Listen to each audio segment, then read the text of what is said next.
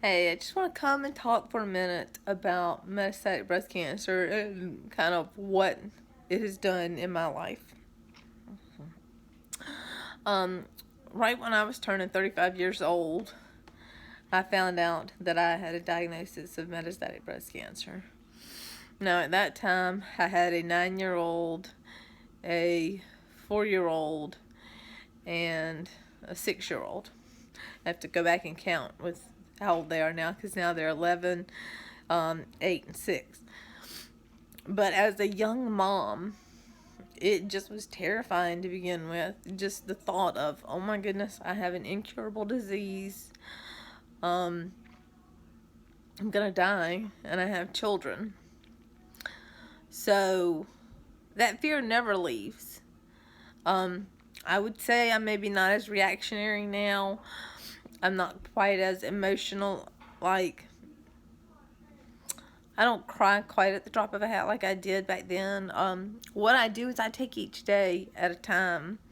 I have good days and I have bad days. I have days where I feel pretty good and we go out and we do stuff like go to the zoo or go to a football game or, just go outside and play. And then I have days where I stay in bed all day and my kids know mommy's not having a good day. But, what you need to know about being a young mother with this kind of illness is that you can take it one day at a time. Children are more resilient than we give them credit for a lot of times. My girls know what's going on. I'm very open. I'm very honest with them about what's going on. I don't hide the diagnosis. I don't hide the reality of what the diagnosis means. I don't hide the reality of my treatments. As you can see right here, I have lovely paint pen on me right now because I started radiation today. And for the next 6 weeks, Monday through Friday, I'll be radiated to try and rid myself of some cancer cells that could be down in there from where they just did the mastectomy a few weeks ago.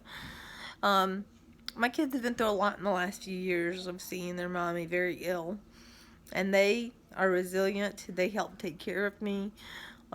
They can usually tell when I'm having a bad day sometimes before I can even tell, and that's a good thing. They're very loving, but it makes you think about the future. I've already bought wedding gifts for my daughters, 2 of them. I'm looking for something for the 3rd one because I want to make sure that I'm a part of their wedding day, even if I'm not here. I want to be a part of that part of their life. I'm doing other things. One of the things that I do is I wear perfume now. I had quit wearing perfume for a long time, but I'm wearing perfume now because I want that scent to, in the event that I pass away eventually, hey, it could be 80 years from now, if for all I know, but at some point in time I'll pass away. They're going to have a scent that reminds them of me. I know when my grandmother passed away, she had a powder that she always used, Chanel powder, and I can go over to my mom's and her little thing of powder is there, and I will smell it. Also with my grandmother, she used Palmolive dishwash, and it was the green liquid dishwash stuff, and so I like to wash dishes with that sometimes just because it reminds me of being at my grandmother's house washing dishes. So I know that scent's a powerful connection, and so I wanted that for my girls. But those are the kinds of things that being a young mother dealing with that I'm trying to think about now. I'm going to be doing some recordings for my girls for the future so that they'll have them some writings for them. I've started handwriting a lot of my recipes so that they won't just have the recipes, but they'll also have them in my handwriting. So there's a lot of things like that you can do when you're dealing with it. So it helps you to gain some control back that sometimes you feel like has been stripped away from you. It gives you a little bit more control over your life. So it's not fun having an incurable disease and knowing one day you're going to die. There's nothing fun about that.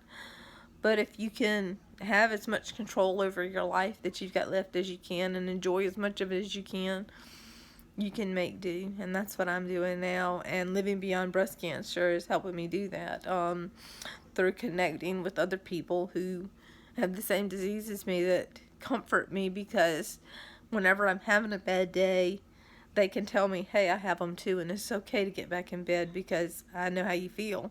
And that makes you feel better. So I thank Living Beyond Breast Cancer for the part they're playing in my life now. I hope you all have a wonderful day.